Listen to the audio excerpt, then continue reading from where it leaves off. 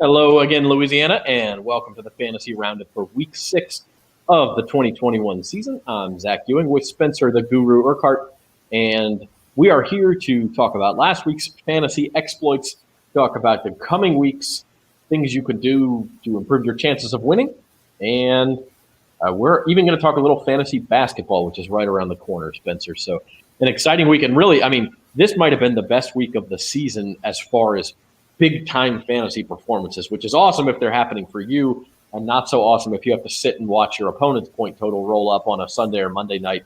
But that happened this week on both sides. Yeah, most definitely, Zach. It was a wild week, man. It helped me and hurt me. I was about even in all my leagues because I had a lot where I scored a bunch and blew my opponent out, then others where I scored a lot. But then my opponent topped me. I had 2 leagues where my opponent had over 200 points in PPR leagues. This, regular 12-man, it was insane. Normally in 12-man leagues, 150s are usually a winning total, but in this week it was completely different. I was surprised at just how much offense was put up. I know the league shifted in that direction, but this week was the epitome of how offenses are taking over. Yeah, I had the highest score, not just of the week, but of the entire season in one of my leagues heading into Monday night, and I didn't have anybody. And then I was passed by like 30 points by somebody for for the highest score in the league in the week. It wasn't the guy I was playing, luckily, but that was the kind of week it was. And there were a couple of games, as you'll see as we look at these top scorers, that you're going to see over and over and over again. And one of them was on Sunday afternoon. It was the Chargers and the Browns, and our top scoring quarterback of week 5. And by the way, the top scoring quarterback of the year so far was Justin Herbert of the Chargers. He threw for 4 touchdown passes. He ran for another. They had to throw the entire game. It was 47-42. And then Lamar Jackson on Monday night almost passed him for the top scoring quarterback score of not just of the week, but of the season. And Tom Brady is there as well. The Bucs had a big game, Josh Allen of the Bills. And then look at that. We did have a little Saints representation with Jameis Winston again. Yeah, cool to see Jameis in there. And we're really unleashing him Sunday. That was cool to see. He unleashed and threw a couple deep bombs at Hail Mary to Callaway. It's just like, man, it's just so risky. But if it works, hey, it's great news, man. In those top 4, set it and forget it each week. And from a fantasy perspective, let him throw it up. An interception only costs you 2. You can get, you get for a passing touchdown of 50 yards, you're looking at 6 points right there. So the risk reward is probably worth it in that case. Top scoring running backs, I said that the Chargers had to throw it all game, but guess who the top scoring running back was? It was Austin Eckler of the Chargers. And then the other game, as we mentioned with Lamar Jackson, Colts and Ravens was a crazy shootout last night. The guy who passed me that I was talking about, this was a super flex league, and he had Carson Wentz and Jonathan Taylor and Mark Andrews, by the way, who we're about to be talking about. So that's why he zipped by me. He scored about 100 points in last night's game alone. So Jonathan Taylor, a big night, tied with Myles Gaskin of the Dolphins in garbage time, but racked up a ton of points. Derrick Henry and Alvin Kamara, of course, could appear on this list any given week, but it was really a week where if you had one of these guys, you were in pretty good shape.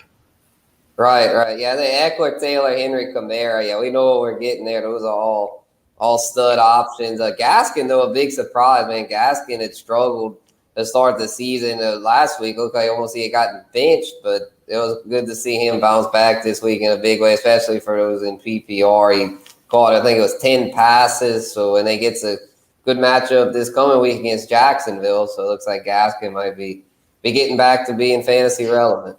Yeah, he's back on the radar for sure. Top scoring wide receivers, some familiar names. Again, a kind of a mixed bag. Familiar name, Davante Adams. Okay, he went off big time. And then we go into the Chargers and the Ravens again. Mike Williams, Marquise Brown, both went off. I just traded Marquise Brown in one of my leagues, and I actually don't feel bad about how good of a game he had Monday night, and I'll tell you why in a minute. Number one, I had a bunch of good receivers, including Davante Adams in that league, and so I could afford to lose him. But we'll talk about why in a minute. But the big surprise in this list, and we told you last week he was on our waiver wire pickups. Go get him. Kadarius Toney of the Giants with Darius Slay and Sterling Shepard both out. And then mid-game against the Cowboys, they also lost Kenny Golladay. All of a sudden, Kadarius Toney was getting all those targets and obviously knew what to do with them. Yes, indeed. Yeah, that was A pleasant surprise there to see him do well. I think, yeah, Galladay got hurt and Shepard and Slayton were hurt. So, yeah, he really took advantage of that. They had the Brown cousins there, both in the top 5, AB and Hollywood. They've been super explosive, both definitely on the fantasy radar. They've been more consistent this year. You know, they guys that have struggled. I mean, AB in his prime was arguably the best receiver in the game, but ever since he left Pittsburgh, been a little erratic. Marquise Hollywood always been erratic, but looking like, man, Lamar and them boys in Baltimore, they were throwing a ton last night. It was crazy. Normally a run first team. It was encouraging to see them chucking the rock like that, because that'll put up some points, no doubt. Yeah, you look at the talent they have in Baltimore now, and it's especially with J.K. Dobbins out for the season, it's not at running back anymore. It's obviously their quarterback's very talented, Lamar Jackson, but now the pass catching talent has caught up, especially Hollywood Brown and Mark Andrews. And that leads us to our tight ends. Mark Andrews, the highest scoring tight end by more than 13 points, almost 14 points. I mean, just went off. And that's with David Njoku having his career day for the Browns. Again, we talk about that Browns-Chargers game. And the reason I'm not too sad about trading Marquise Brown is because I got Kyle Pitts in the deal, and it looks like I might have gotten him just in time. We talked about buy lows last week. He was a guy we talked about. Don't know that he's going to go for 27 fantasy points every week, but if you have him, you're probably pretty glad you hung on to it.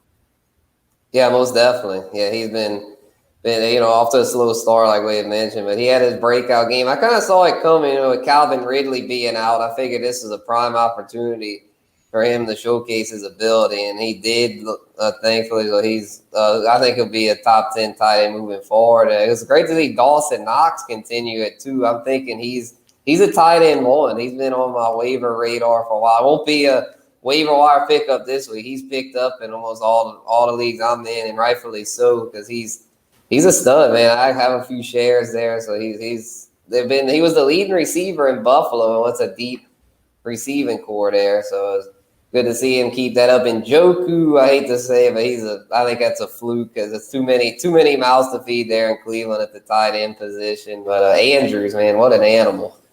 41 points. You talk about Dawson Knox. That was another guy we had on our waiver wire recommendations last week. Again, with Stephon Diggs, with Cole Beasley, with Emmanuel Sanders, he probably won't lead that team in receiving every week. But tight end, look, I mean, unless we talk about this every week, unless you have one of the top 4 or 5 guys, you got to have somebody who at least has a chance to produce. And Dawson Knox is that guy right now. Right on, man. And Hunter Henry snuck in there into the top 5. I was kind of surprised by that, but it was a nice matchup. And it looks like he's taken over as the primary pass-catching tight end there. That's something to note, because him and Jonnu Smith are kind of look like canceling each other out. But I'm feeling a little better about Henry.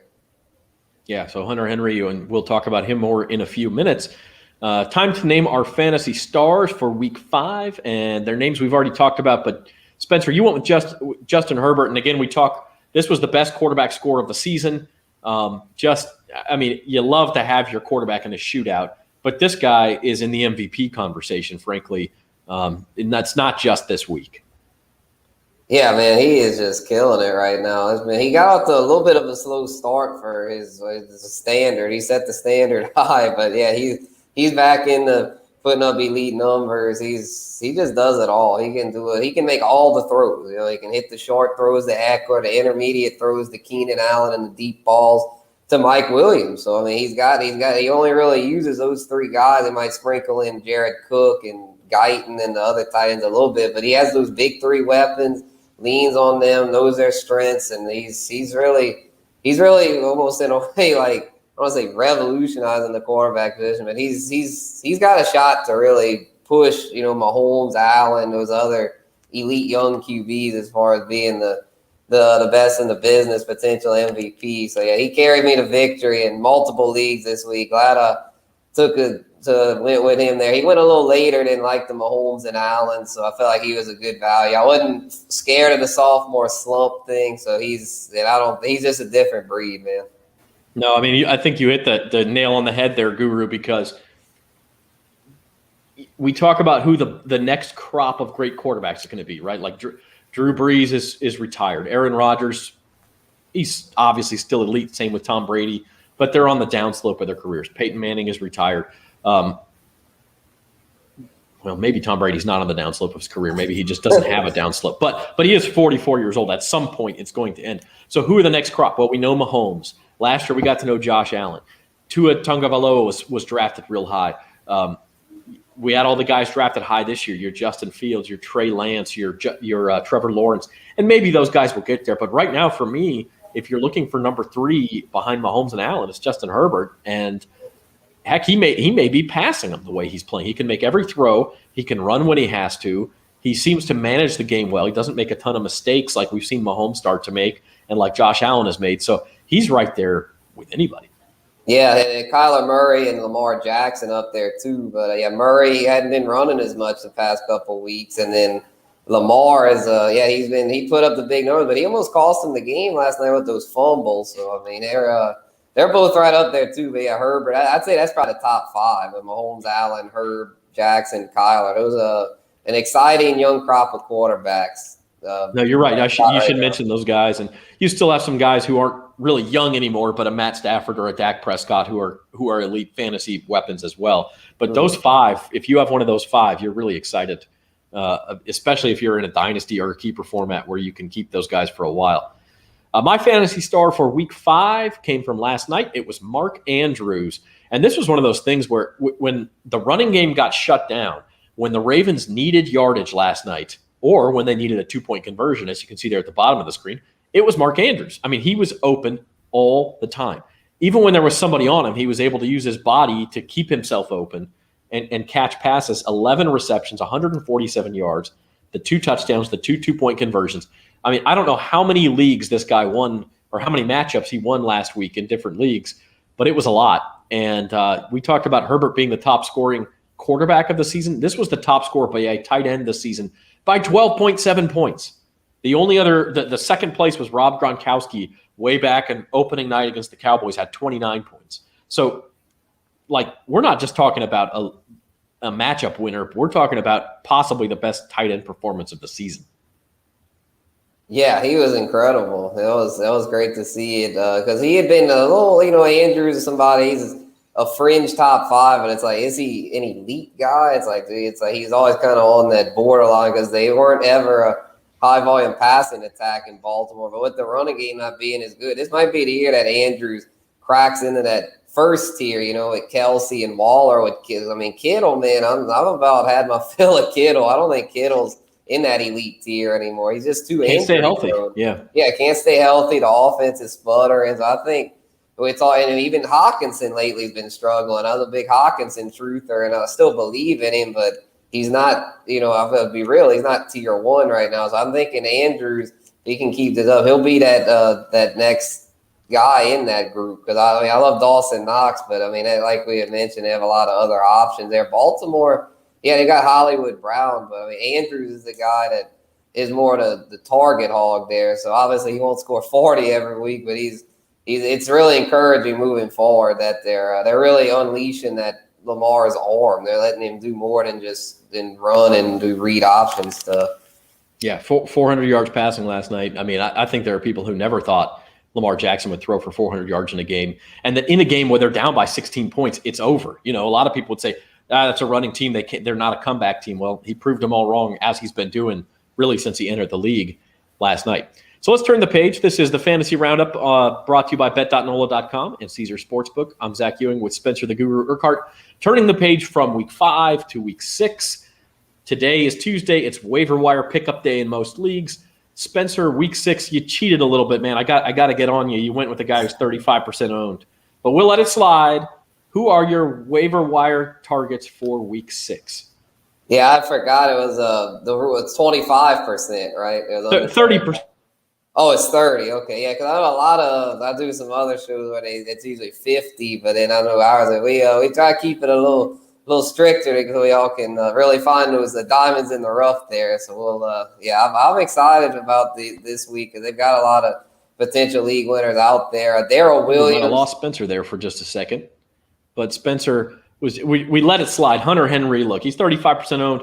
A lot of deeper leagues, he's not going to be out there. But if he is, and you need a tight end, that is the guy that you've got to get. Darrel Williams. I'm sorry, Spencer. We lost you just for a second there. You were saying.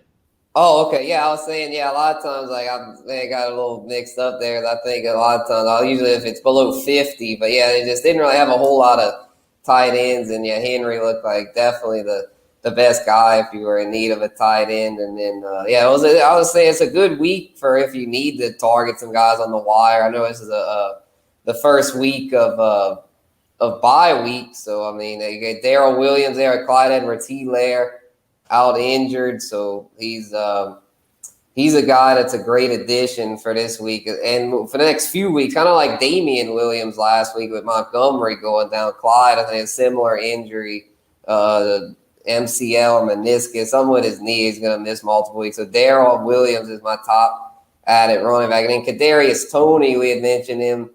He's a guy that with all the Giants receivers seemingly banged up, he could be in for another high volume performance this week. He's banged up himself, though. He's questionable with, I believe, an ankle injury. But if he goes, he'll probably be worth a start this week. And I like him moving forward. He was a first-round pick of a nice talent there out of Florida. So I think he's somebody, even if he doesn't play this week, he's somebody to stash and could have some good value as the year goes on.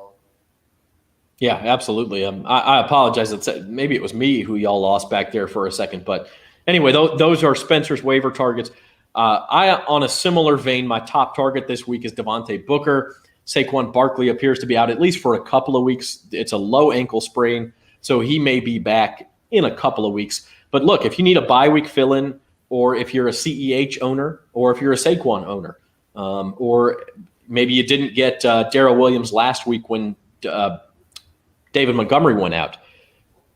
So I'm not Darrel Williams. Damian Williams is the Bears running back. Damian. He was this week it's Darrel. Last week is Damian. Yep. Last week you needed Damian Williams. This week you need Darrel Williams. But I also think Devontae Booker's a nice look. He's pretty productive still. The Giants paid a lot for him to be a backup in case Saquon got hurt again. It happened.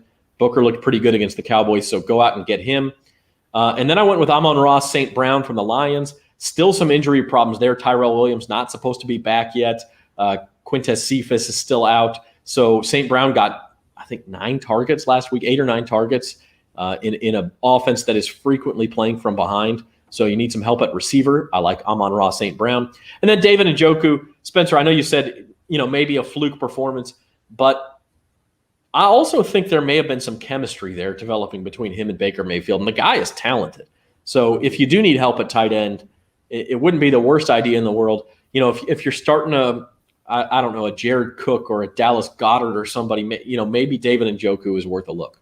Mm-hmm. Yeah, but especially with Goddard owners. Goddard just went on the COVID list, and they play on Thursday night, so he's probably out this week. So yeah, Njoku, it could be worth a dart throw. It could be in another shootout this week. They play the Cardinals, so it could pan out for sure. Another one, Dan Arnold's a name to watch. They could have if Henry don't count, then I'll go with Dan Arnold. I'm pretty sure he's owned in less than 30% of leagues, and he got a lot of targets this week. I believe it was 8 targets and around 60 yards. I can't remember that, but he did pretty well, and it looks like he's got good chemistry with Trevor Lawrence. Recently traded to Jacksonville, so deeper league tight end. He's another one to watch. Absolutely. Moving on to DFS values, Spencer, what have you got for this week on DraftKings? I mean, who sticks out to you as far as somebody who could win a league for you or win a showdown for you? Put it that way. Mm-hmm. Yeah, keeping the Jag string going. Yeah, Trevor Lawrence. Obviously, the team itself is a dumpster fire there with Urban Meyer, but I think this is a good week for Lawrence to really showcase his skill set. He gets a matchup against the Dolphins, who are coming off a terrible performance against Tom Brady. I don't think Lawrence will throw 5 touchdowns like Brady did, but I think he'll have a solid week and is a nice value there at 5,700 if you want to discount it at the quarterback position. And running back wise, Darrell Henderson, I know he's not really a sleeper per se, but he's a nice value there at 6,000, and he's doing well as the workhorse there. Some people were skeptical of him, but he's done well and has a good matchup against the Giants this week. They should be able to run the ball a lot in that one, control the clock, control the game. Then Michael Pittman there, he had a big game last night and is really taking over as the number one there for the Colts, gets a nice matchup against the Texans. And then Mike Gesicki, I thought was a really good value there at 4,300, considering they get to face the Jags. And he's got good chemistry with Brissett right now, who I think is going to get another start this week. With I think Tua's can Tua come back this week? Or I don't think he can come back till next week. So I think you're right. Yeah, if it's Brissett again, then I think that's really good news for Gesicki. He's been one of the most consistent tight end options lately. Has a really nice value there. I think it was a 4,300. Yeah. And in that vein, Spencer, let's talk about our sleepers for this week, because sometimes you're just not sure on a start sit. You're not sure on a DFS. Guys who we think could go off, who maybe they're probably not waiver wire pickups, but guys who, if you have them on your bench, maybe you think about starting them. Who have you got? Yeah, to me, Cole Hardman fits this bill perfectly because he's on a lot of people's benches but hadn't really done a whole lot. But he did pretty well this week against Buffalo, saw an increase in targets, and this week gets a juicy matchup facing the Washington football team, who the Saints just did great as far as exploiting the deep ball, the deep cover. They had no answers. Harris took the top off the defense. Callaway took the top off. I think Hardman and Tyreek Hill do just that. And Tyreek Hill a little banged up. If Hill had somehow missed this week, then Hardman goes from being a sleeper to a must start. But, I mean, even if Hill plays, I still like Hardman as a nice flex option. I went with Jared Cook as my sleeper. I guess this is just a tight end themed show, I guess, at least from my perspective. But Cook has been pretty consistent over the first few weeks. He actually didn't get as much of a share as you'd like to see in that Chargers-Browns shootout last week. I think he had 3 catches for 50 yards. So, it wasn't a terrible week, but it was just not in a 47-42 game. You'd love to have had a touchdown or 80 yards or something, and he just didn't get it. But he's going up against the Ravens this week. The Ravens have given up the most points to tight ends in fantasy so far this year. Even Mo Alley Cox got in on the action last night from the Colts. And so I think Jared Cook could be a spot this week. If they try to take away those outside receivers, Keenan Allen, Mike Williams, they try to take away Austin Eckler out of the backfield, that might open up a spot for Jared Cook. So I do like him this week for the Chargers. Want to shift gears? Fantasy basketball season. It's high into draft season. I know, Spencer, you and I are going to be in a league together. That's going to be a lot of fun. The NBA season starts a week from tonight. NHL starts tonight. NBA next Tuesday night. So it's time to get our draft date set. Yeah, that's right. It's time to get a little fantasy basketball action. We have and see, I'm going to draft against you. I got a cheat sheet here because I asked you for your rankings. So here are the Guru's fantasy basketball rankings for the 21-22 season. Talk us through the highlights here. All right. Yeah, haven't been able to do as much basketball research as usual with football, man. It's been the case the past few years. But anyway, I still keep up with basketball. I like my NBA pills and all that, and I also like the fantasy side of things a lot. So it's a different deal. But anyway, yeah, starting off, Giannis, had to go with Giannis number one. I feel like him, Luka Doncic, and the Joker, Nikola Jokic, are all close for that number one spot. I know a lot of lists have Joker first, but I feel like Giannis, he's just, man, he is right. He's looking like the next LeBron as far as just being that just dominant player that can do it all, just does it all and is complete, no holes in his game. Same with Luka and Jokic. They're both really, they're the elite. So if I'm in a league, I want that top 3 pick to ensure I could get one of them. But if you don't get that top 3 pick, then you go with they still have a lot of other elite options. I feel like Curry and Harden are really close for 4 with the news of Kyrie Irving potentially not playing for the Nets. That would boost Harden up into maybe even right up there with Luka and Joker. So him and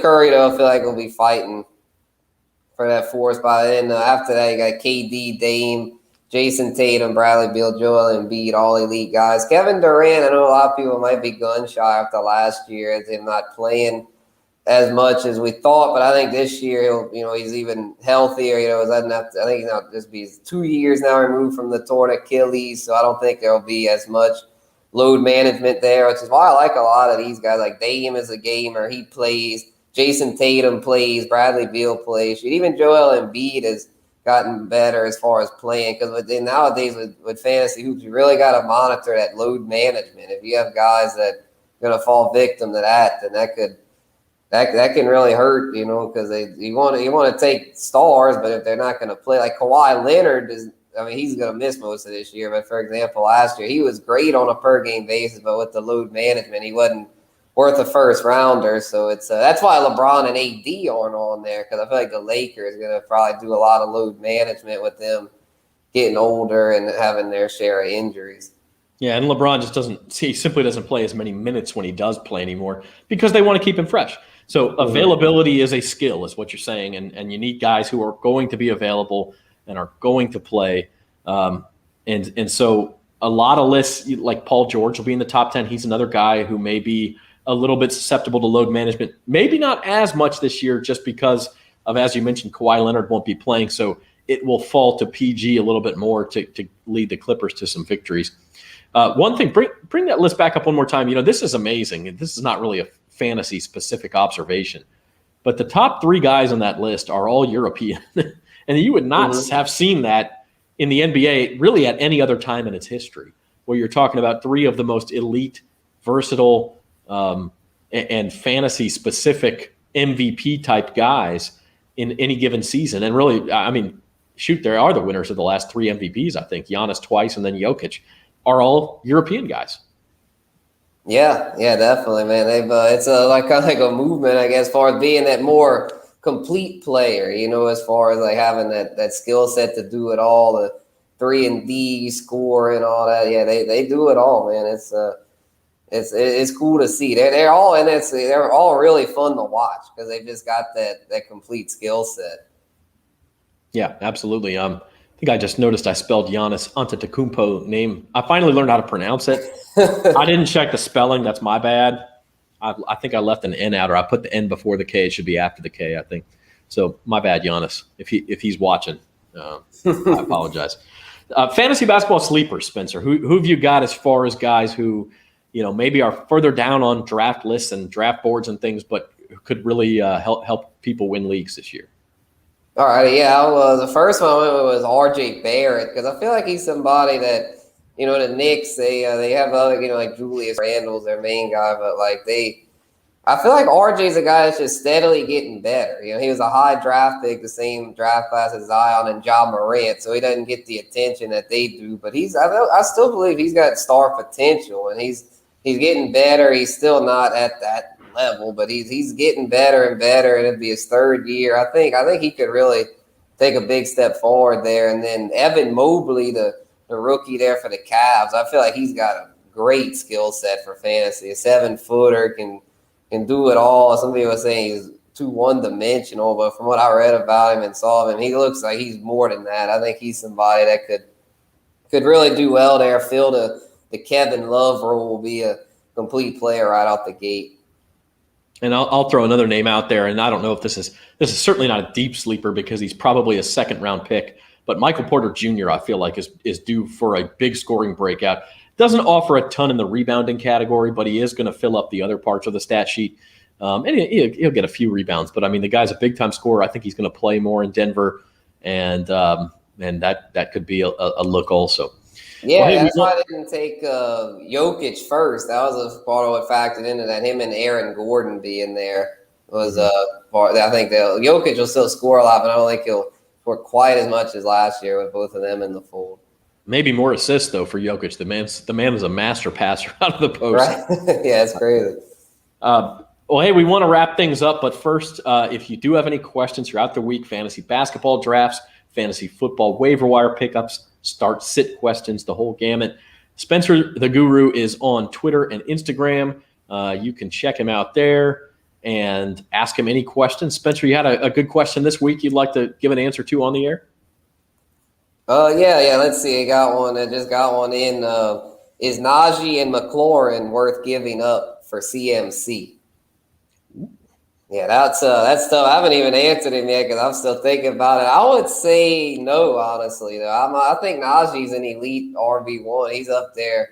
He's not as good as CMC, but McLaurin's really good. So I'm honestly as good as CMC is. I'm not pulling the trigger. Well, and like CMC's been hurt. Yeah, 2 years in a row now. Najee's been available. Obviously injuries can happen to anybody at any time.